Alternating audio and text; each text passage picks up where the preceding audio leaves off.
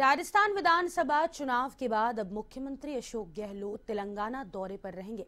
इस प्रस्तावित कार्यक्रम के अनुसार सीएम गहलोत आज से 28 नवंबर तक तेलंगाना में चुनाव प्रचार करेंगे। इस दौरान सीएम गहलोत कांग्रेस प्रत्याशियों के समर्थन में कई चुनावी जनसभा और रैलियों में शामिल होंगे। साथ ही इन चुनावी सभाओं को संबोधित भी करेंगे। बता दें कि तेलंगाना में 40 विधानसभा सीटों के लिए 30 नवंबर को मतदान होगा, जिसके बाद 3 दिसंबर को अन्य चुनावी राज्यों के साथ ही इन सीटों की मतगणना की जाएगी।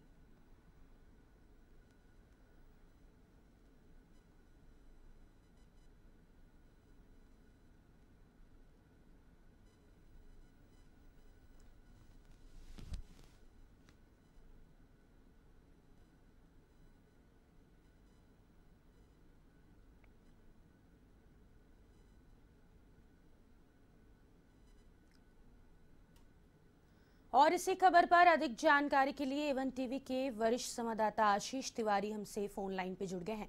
आशीष, मुख्यमंत्री अशोक गहलोत तेलंगाना के दौरे पर रहने वाले हैं। 30 नवंबर को वहां पे मतदान होने वाला है। इसका कितना असर पड़ेगा अगर पूरे तेलंगाना की हम बात करें तो?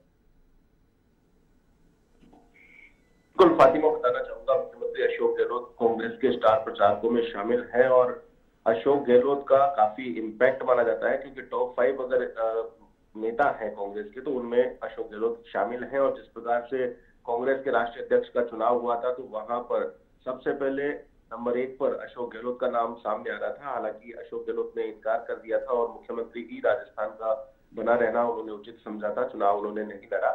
लेकिन बताना चाहूंगा कि पूरे राष्ट्र में, भारत देश में अगर कांग्रेस नेताओं की बात की जाए तो मुख्यमंत्री अशोक गहलोत टॉप 5 नेताओं में शामिल हैं और मुख्यमंत्री की सभाओं का क्रेज रहता है। और उनकी जो योजनाएं हैं, राजस्थान में उन्होंने सरकार चलाई, 5 साल का जो उनका कार्यकाल रहा, ओल्ड पेंशन स्कीम उन्होंने चलाई, उसके अलावा चिकित्सा के क्षेत्र में जो उन्होंने काम किए हैं, तो ये योजनाएं हर एक आम आदमी को टच करती है, चाहे वो राजस्थान का निवासी हो, चाहे फिर वो किसी भी प्रदेश का हो।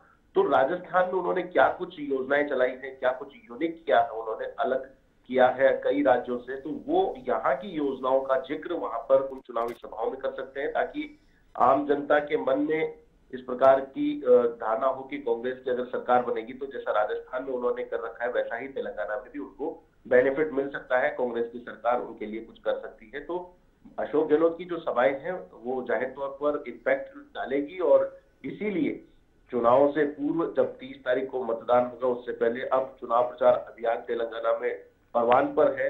तो मुख्यमंत्री अशोक गहलोत की जो सभाएं हैं वो काफी अहम है। मुख्यमंत्री अशोक गहलोत लगातार ताबड़तोड़ चुनावी जनसभाएं वहां पर करेंगे, चुनावी रैलियां करेंगे। तो मुख्यमंत्री अशोक गहलोत की सभाओं का जाहिर तौर पर इम्पैक्ट रहने वाला है और कांग्रेस को इस बात का बेनिफिट जरूर मिलेगा। साथ ही साथ बताना चाहूंगा, तेलंगाना में 40 विधानसभा सीटों के लिए 30 नवंबर को मतदान होगा और 28 नवंबर को चुनाव प्रचार अभियान थम जाएगा 5 बजे, यानी कि आज 27 तारीख है, कल शाम को चुनाव प्रचार अभियान थम जाएगा। 30 को वोटिंग होगी।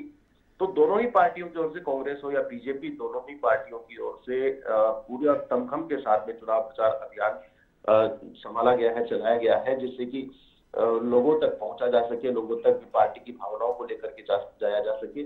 बीजेपी हो या कांग्रेस, तमाम दिग्गज नेताओं ने पूरा मोर्चा संभाल रखा है। तेलंगाना पे पूरा फोकस है।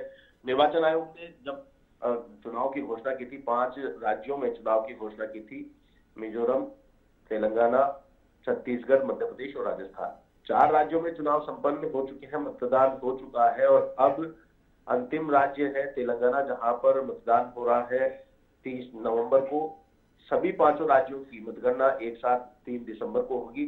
तो उससे पहले अंतिम जो राज्य है जहां पर चुनाव प्रचार अभियान पीक पर है, 2 दिन शेष है, कल 5 बजे चुनाव प्रचार अभियान थम जाएगा। उससे पहले पूरी ताकत झोंकी जा रही है, चाहे वो बीजेपी के शीर्ष नेता हो या फिर कांग्रेस के शीर्ष नेता हो।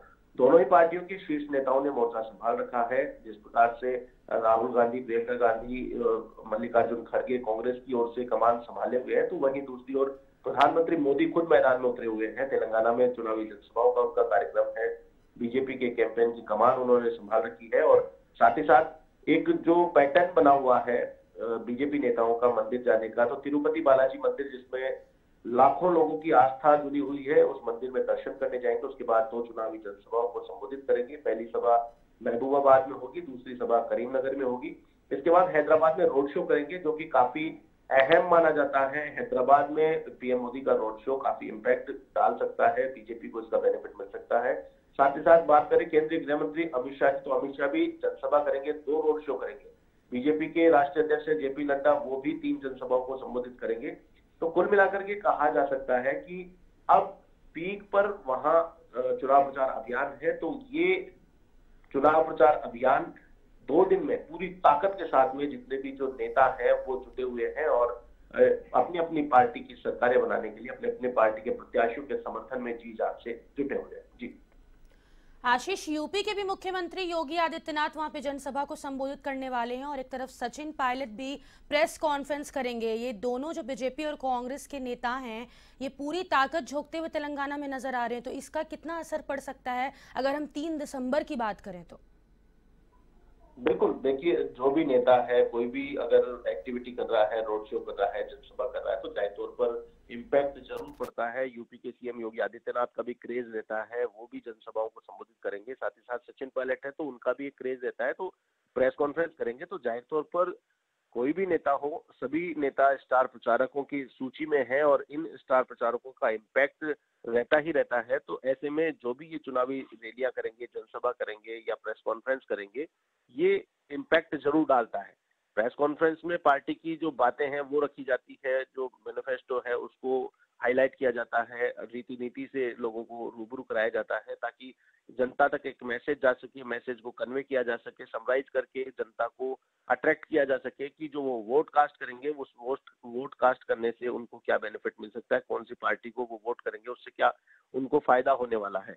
ये कोशिश की जाती है प्रेस कॉन्फ्रेंस के माध्यम से, जो मैसेज देने का एक बहुत अच्छा जरिया, जिसमें कि आपने प्रेस कॉन्फ्रेंस की तो आम पब्लिक तक आपकी बात पहुंचा दी जाती है।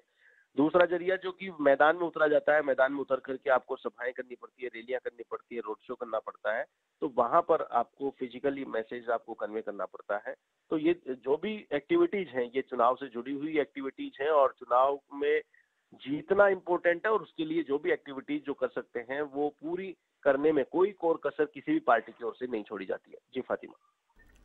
चलिए, बहुत शुक्रिया आशीष तमाम जानकारी के लिए। तो तेलंगाना में अब चुनाव प्रचार 28 नवंबर को थम जाएगा। आपको बता दें कि कांग्रेस और बीजेपी की ओर से लगातार तेलंगाना में चुनाव प्रचार अभियान जारी हुआ है।